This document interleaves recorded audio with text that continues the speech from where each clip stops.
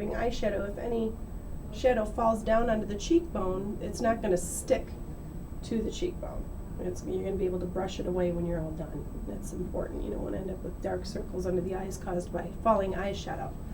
So there we have the medium shade, and we're going to go ahead and add now a little bit of this lighter copper color. I like these shades on her because she's got a nice warm golden skin tone. So these just kind of naturally go with her skin tone. And I'm putting a little bit of this lighter shade right over her eyelid and blending it into that mid-tone color.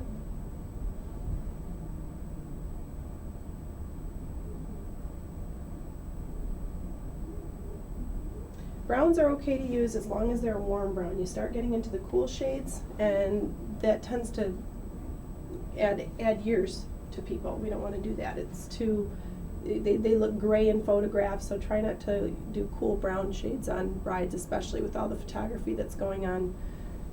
They don't come out right on camera. So we'll stick with it. A lot of brides will come to me and they'll say, I like neutral colors. So if they want neutral, that's fine. You just go to a neutral, warm neutral rather than a cool neutral. Now I'm just going to brush away falling shadow. And I'm taking a little bit more of this bone color and going right under her eyebrow. And that's just to highlight the brow bone, which is an attractive look. And I'm going to take a little more of the white and go right into the corner here. This is the most recessed area of our face.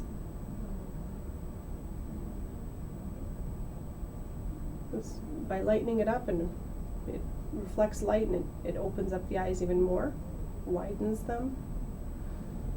And you can even add a little bit of this white to the outside here in the cheekbone just to widen that area as well.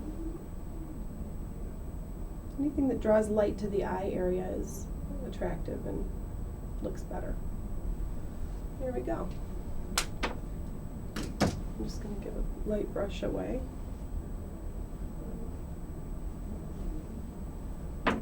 One thing I didn't really address with her is dark circles. She doesn't have dark circles. A lot of people will say, you know, I have baggy eyes, dark circles. If they do, you can just take a little bit of the neutral concealers and just paint it in where you think you see any darkness. You really do want to paint it in directly on those areas, because if you put it everywhere, all it does is lighten everything up, and the dark areas are still going to be darker. They're just going to be a brighter version of darker, but they're still going to be darker than the other areas under the eye. So I just paint it right into that little semi-dark area here. She doesn't have much, but some people will come to you and there'll be a lot of like a deep brown or purple right here, and that's where you want to just kind of brighten it up with a concealer. The concealer trio from Purely Pro is nice because, again, you have different areas on your face, different times of year where the shades need to vary a little bit. And a little bit underneath the lashes. Can you look up, please? Right. Everybody has a little bit of redness or pink or purple right under here because our blood vessels are very close to the surface of the skin. So if you just paint a little bit right up to the lashes and blend with a sponge, that helps to remove that color as well. So just take a little sponge.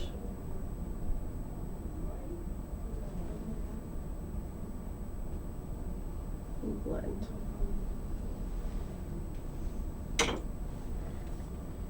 And under the finishing minerals, we'll set that concealer so it doesn't crease.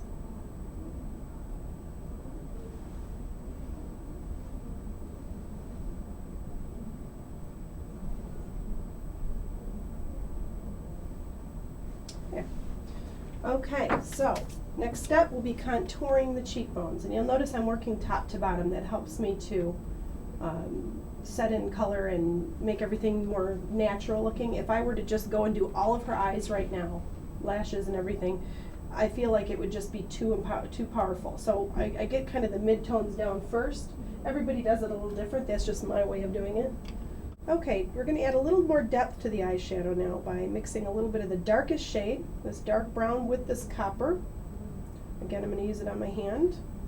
I'm working it into the brush so we don't have a whole lot of powder fallout, and also just so that the two colors blend together nicely. Give it a little blow and go right into that tiny little crease on the outer corner of the eye. This will open the eye up. You have to remember when you're working with brides, as they get their photos taken, whether they're indoors or outdoors, both are going to blow out the makeup. It's going to kind of disappear. So you want to, it's a fine line because brides always want to look natural, but they have to look a little more than natural for anything to show up in a photograph. So either the sun's going to remove it or the flash is going to remove it. So you have to add a little tiny bit more. Sometimes they might look at themselves and go, oh, that's way more makeup than I usually wear, but you have to convince them that, you know, this is not a normal day.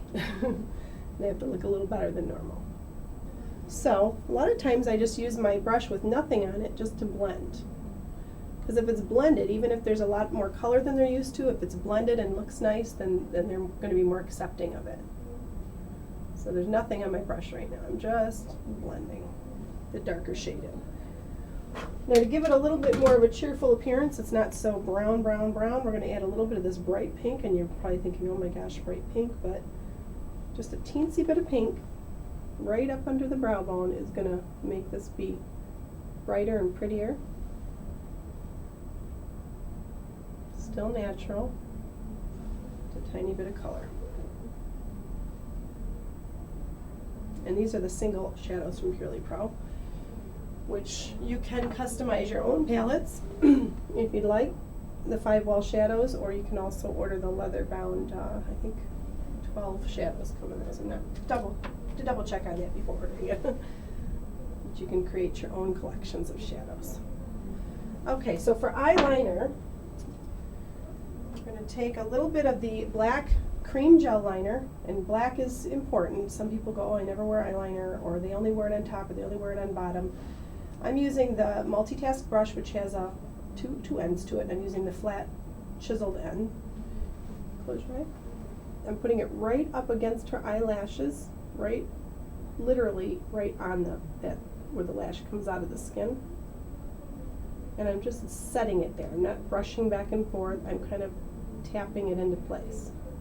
It's a lot easier than trying to slide a straight line. Just tap it into place.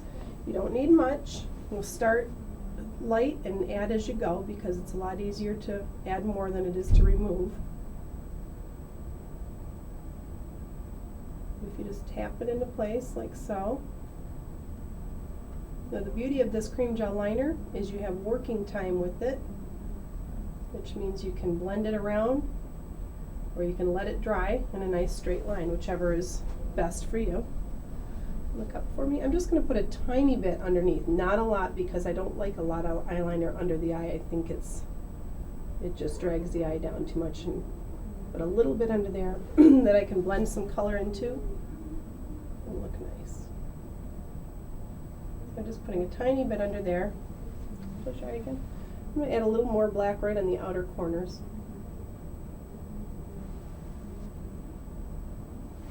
Okay, and then I'm going to take the other end of this brush, which is also flat but has more of a oval shape to it. And I'm going to take a little bit of our 5-wall shadow again. And do the brown, darkest brown. And I'm going to blend it in. See if my hand doesn't get too much in the way. And I'm literally smudging it right in. And what this is doing is blending the black but also setting it. If you decide to leave the black alone and leave it to be black, it takes a little while to dry completely. It stays kind of moist and workable for a few minutes.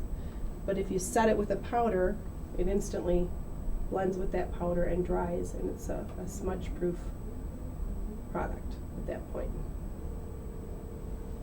And you can see the difference that blending of a little bit of shadow makes.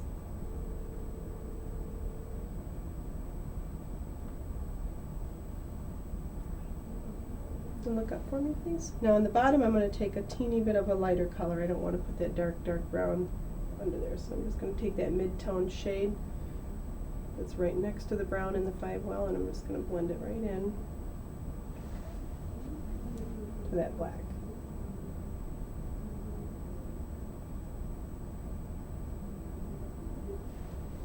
All right, and then just take a little bit of that bone white again and go underneath here. Blend that away.